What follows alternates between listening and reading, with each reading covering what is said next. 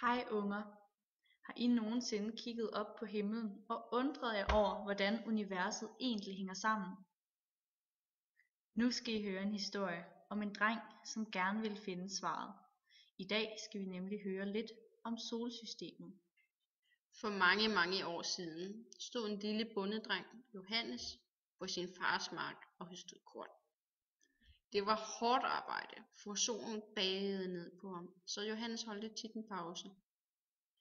Når Johannes holdt pause, kiggede han op på solen og undrede sig. Hvorfor står solen egentlig op i øst, når den går ned i vest, tænkte han. Da Johannes havde tænkt længe nok, men ikke kunne komme på noget svar, spurgte han sin far, hvor solen går hen, når det er nat. Men det vidste Johannes far ikke. Johannes var en nysgerrig dreng, så han drog ud i verden for at finde svaret. Han gik og gik. En dag mødte han en klog videnskabsmand ved navn Aristoteles. Aristoteles havde brugt hele sit liv på at kigge på himlen. Aristoteles mente, at alting i denne verden består af 4 elementer. Disse 4 elementer ligger i en bestemt orden, med jorden i centrum, som forbinder sig i midten af universet. Udenpå ligger vandet. Så kommer luften, som ligger omkring jorden og vandet.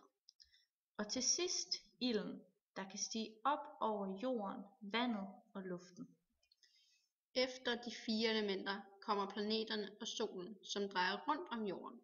Og det er derfor man siger, at solen står op i øst og går ned i vest. Aller yderst af stjernerne. Men Johannes, han var stadig i tvivl. For hvis solen blot drejede rundt om jorden, så ville det være underligt, at solen står højere på himlen om sommeren end om vinteren. Og hvorfor kan man se forskellige stjernebilleder de forskellige årstider? Så Johannes drog videre på sin rejse for at søge efter svaret på, hvordan det store univers er skruet sammen. En dag mødte Johannes en anden videnskabsmand. Han hed Kopernikus og havde en helt anden idé omkring universet. Kopernikus havde lavet en masse beregninger, både om solen og månen og alle de andre planeter. På Kopernikus tid kendte man kun til 6 ud af de 8 planeter, vi kender i dag.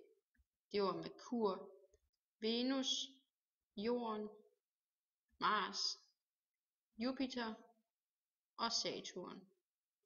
Kopernikus havde ved beregne afstanden mellem planeterne på forskellige tidspunkter af året nået frem til, at solen måtte være i midten af solsystemet, og at jorden drejede rundt om solen i stedet sammen med alle de andre planeter. Johannes synes Kopernikus' teori var meget god. Men hvis jorden kredsede rundt om solen, ville det så ikke være med en så høj hastighed, at det ville blæse helt vildt meget på jorden, spurgte Johannes Kopernikus. Men han kunne ikke svare på hans spørgsmål. Johannes var som sagt en meget nysgerrig dreng og syntes, at universet var rigtig spændende, så han valgte at undersøge det nærmere. Og i mange år studerede han himlen sammen med sin ven Tycho Brahe og lavede tusindvis af beregninger. Til sidst kom de 2 venner frem til, at planeterne drejer rundt om solen, men i aflange cirkler kaldet ellipser i stedet for helt runde cirkler. Og grunden til, at det ikke blæser på jorden, er, at luften følger med jorden i en atmosfære. Det og meget mere fandt de 2 venner ud af gennem deres lange liv som forskere i universet. Så det var historien om Johannes Kepler og hans verdensbillede. Og det er sådan, vi tror hele universet fungerer den dag i dag. Tror du ikke på det? Så må du selv undersøge sagen, ligesom Johannes Kepler.